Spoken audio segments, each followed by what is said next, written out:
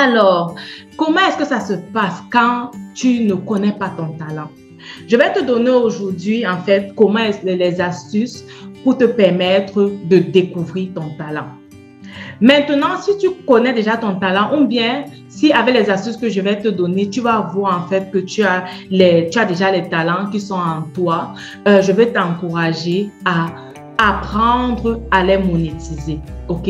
À apprendre à les monétiser. Tout ce que tu as comme talent, tu peux les monétiser. Maintenant, on va voir en fait, je vais donner quelques exemples. Et si tu as une question, tu te dis par exemple, Coach Myriam, est-ce que ça c'est un talent ou ça c'est un talent? On va en parler et tu vas voir comment les multiplier. La première chose que j'ai à cœur de partager avec toi, ça se passe dans la Genèse en fait. Genèse 1. Du verset 27 au verset 28, en fait, quand Dieu crée l'homme, il lui donne la mission de faire quoi? Multiplier, remplir la terre, l'assujettir, dominer sur les poissons de la mer, les oiseaux du ciel. Quand Dieu donne cette mission à l'homme, il ne lui a rien donné.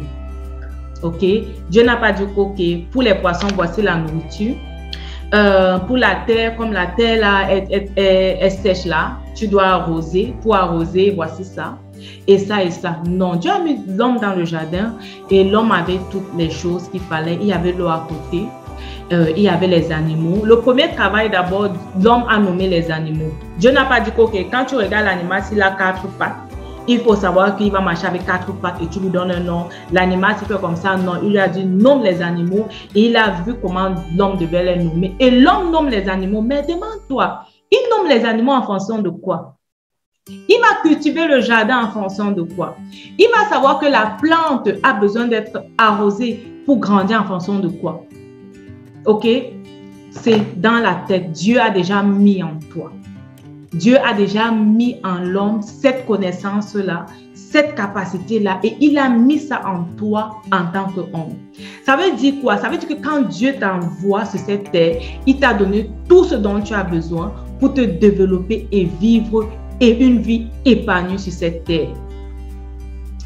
C'est à toi de les découvrir et c'est à toi de les développer, de les multiplier pour que finalement, ils soient pour toi une source de revenus. Ok? Donc, tu dois réellement les développer et les multiplier pour qu'ils soient pour une source de revenus. La Bible va encore te dire dans Ecclésiaste 11, verset 1, « Jette ton pain sur la surface des eaux, car avec le temps, tu le retrouveras. » Ça veut dire quoi? Jette tes talents, développe tes talents, essaie de faire quelque chose, vas-y, n'aie pas peur, ne te dis pas non, j'ai encore besoin de telle formation, j'ai encore besoin de telle chose, vas-y, lance-toi, jette-toi. Au fur et à mesure que tu vas te mettre sur le chemin, que tu vas commencer à travailler, ta voie va se tracer. Quand je suis partie d'abord sur le e-commerce, je voulais le faire. J'ai vu en fait les avantages qu'il y avait.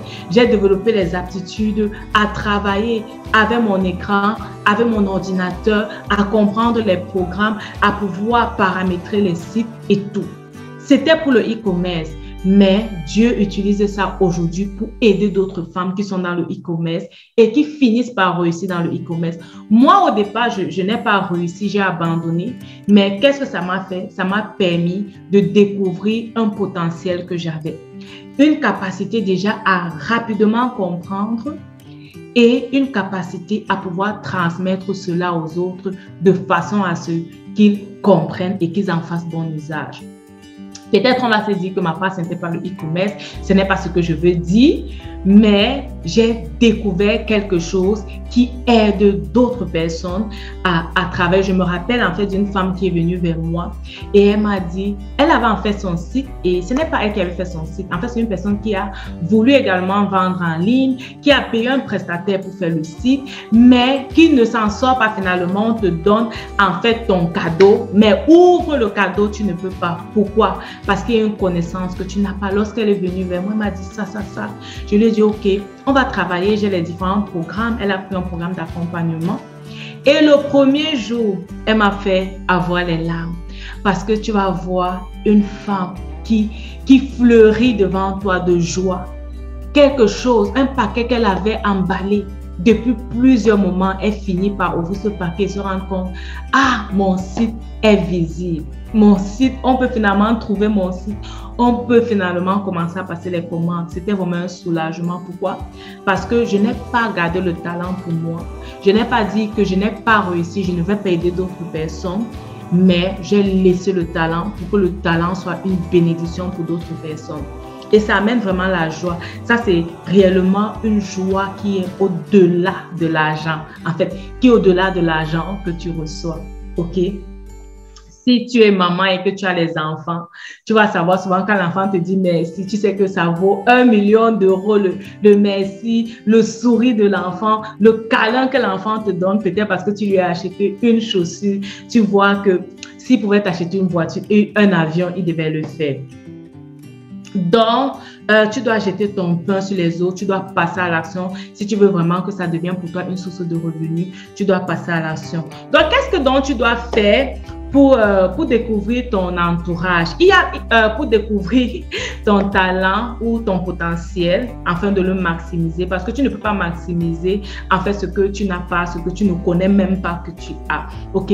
Tu peux aller vers ton entourage, leur poser les questions, les gens avec qui tu as passé un peu plus de temps et leur demander, vous voyez en fait que je sais faire quoi bien, que j'aime faire quoi, qu'est-ce qui me convient.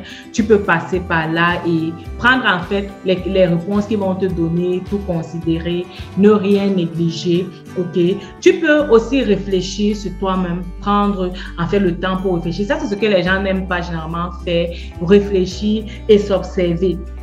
Généralement, il y a certaines choses qu'on a commencé à faire lorsqu'on était petit, ok? Et qui vont nous aider. Et dans ça se cache notre talent.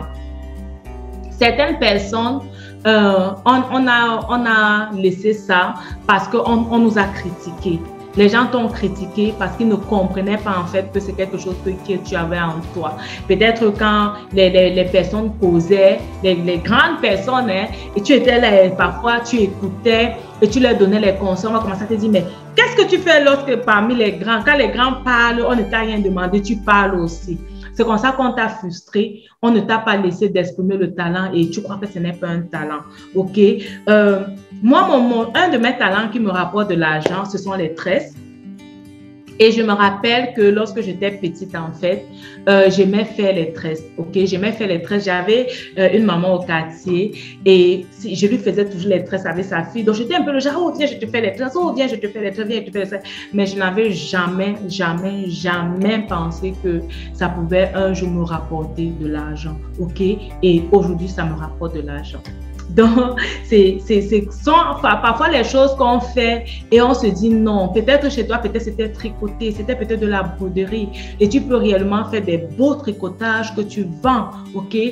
Peut-être tu aimes aussi faire les greffes comme ça, tisser toi-même les greffes pour toi-même. Tes amis apprécient les greffes que tu fais pour toi-même et c'est en fait un talent. Tu aimes te maquiller, tu te maquilles toujours bien. Ton problème c'est quoi? Je ne sais pas, mais tu te devant le miroir toujours en train de te maquiller. Ce n'est pas pour toi seul. Tu es appelé à maquiller d'autres personnes, à maquiller dans les événements, ok? Et même si tu crées seulement ta chaîne YouTube, tu montres comment on maquille, ça va te rapporter de l'argent. Tu vois un peu? Donc, il y a ces choses. Peut-être quand tu étais petite, on dirait que tu aimes trop te maquiller, ça ne te convient pas. Pourquoi tu aimes te maquiller comme ça? Et tu as cru que aimer se maquiller, c'est un défaut. Non. D'autres personnes ont dessiné et chez toi, on a commencé à te dire, oh, tu dessines trop, tu gâtes les papiers.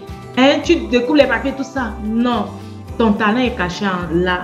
On a juste fermé. Donc, il faut que tu t'observes, que tu prennes le temps de t'observer, que tu prennes le temps de t'étudier, que tu rentres dans ton passé et que tu commences un peu à voir qu'est-ce que je faisais quand j'étais seule. J'ai une pensée qui m'est venue à cœur comme ça. C'est vrai que j'ai fait le test avec mon mari. Ça a été un peu difficile de trouver finalement, mais c'est quelque chose en fait qui peut aider. Et je me suis dit, si on te ferme dans une pièce seule, ok, quelle est la première chose que tu vas faire? Mais quelle est la première chose que quand tu te sens seule, tu fais?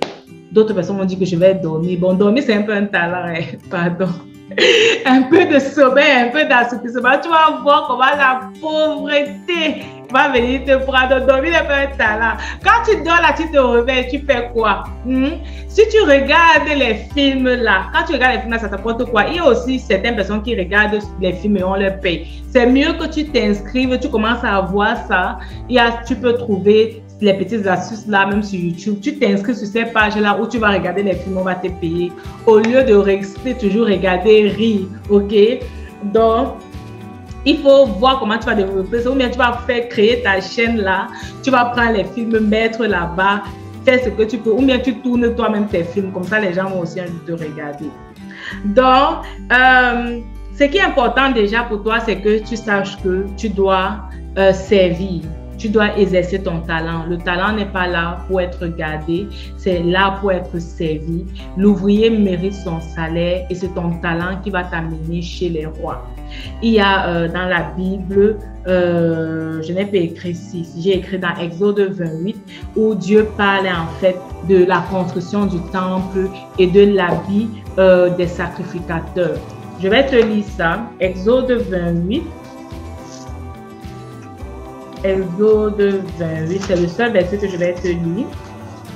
Le seul chapitre. Exode 28, de 1 à 3, il dit: fais approcher de toi Aaron, ton frère et ses fils, et prends-les parmi les enfants d'Israël pour les consacrer à mon service dans le sacerdoce. Aaron et les fils d'Aaron, Nadab, Abihu, Éléazar et Ithamar. Tu feras à Aaron, ton frère, des vêtements sacrés pour marquer sa dignité et pour lui servir de parure. Tu parleras à tous ceux qui sont habiles, à qui j'ai donné un esprit plein d'intelligence, et ils feront les vêtements d'Aaron afin qu'il soit consacré et qu'il exerce mon sacerdoce. Donc, on dit quoi? Les gens, ceux qui sont habiles, à qui j'ai donné un esprit plein d'intelligence. En fait, donc Dieu nous a donné ça. C'est déjà en nous et nous devons les utiliser. OK?